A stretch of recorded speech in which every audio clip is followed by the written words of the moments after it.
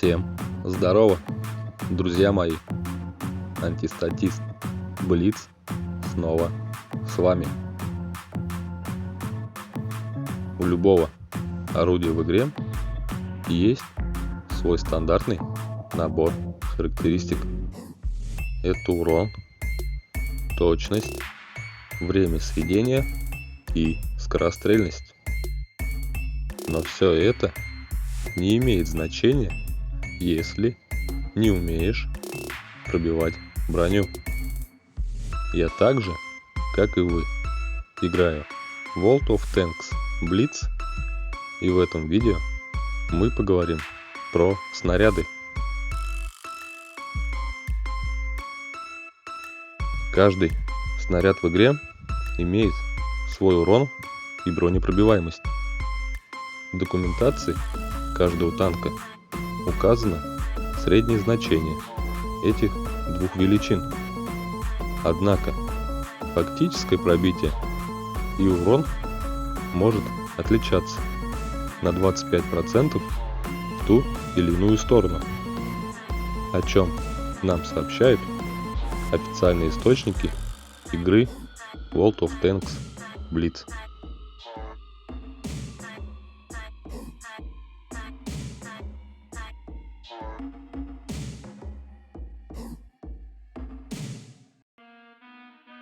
Мало кто задумывается, но в одну и ту же цель в разных ситуациях лучше стрелять разными снарядами.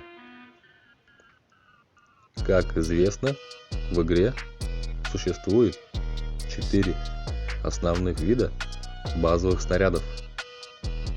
Это бронебойные, подкалиберные, кумулятивные и осколочно-фугасные. Каждый из них обладает своими уникальными свойствами. Так какими же лучше стрелять, давайте обсудим каждый по порядку. Основной вид снарядов для большинства танков бронебойные.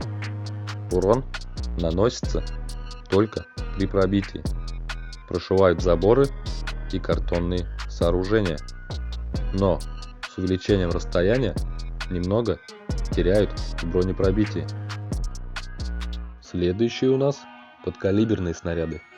Имеют более высокое пробитие и тоже прошивают заборы, но с увеличением расстояния из-за своего низкого веса теряют бронепробитие больше, чем бронебойные. Совсем другое дело кумулятивные снаряды. Их бронепробитие не зависит от расстояния и остается неизменным на протяжении всего пути. Однако при попадании в гусеницы или экраны, которые, к примеру, есть у Е100 или ИС-7, шанс пробития снижается к нулю, а при попадании в забор кумулятив никуда уже не летит. Осколочно-фугасные снаряды, так же как и кумулятивные, не теряют бронепробитие от расстояния, имеют самый высокий потенциальный урон и самое низкое бронепробитие. Исключением являются хэш-фугасы некоторых британских танков. Обладают радиусом взрыва, то есть, попадая в любой объект или землю, фугас взрывается, и его осколки могут повредить технику, стоящую поблизости. При непробитии фугас взрывается на броне танка, нанося ему небольшой урон.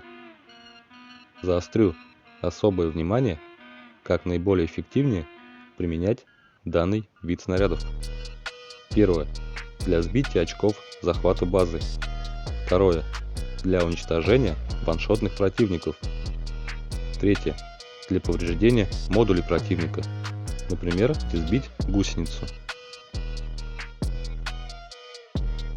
А теперь несколько простых советов. Хочешь стрелять через заборы? Стреляй ББшками или подкалиберами.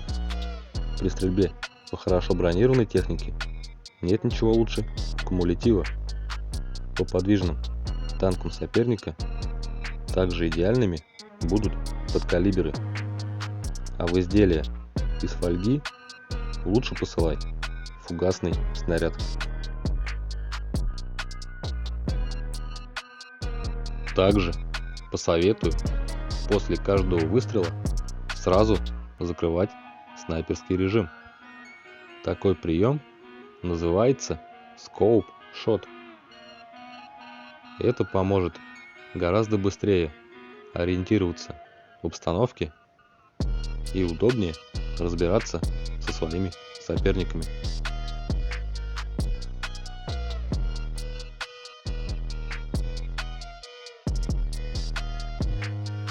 Ну вот, мы и поговорили о снарядах. Надеюсь, данное видео было интересным и полезным. А кто досмотрел до конца, большие молодцы. С вами был антистатист Блиц. Подписывайтесь на мой канал и скоро увидимся в новом видео.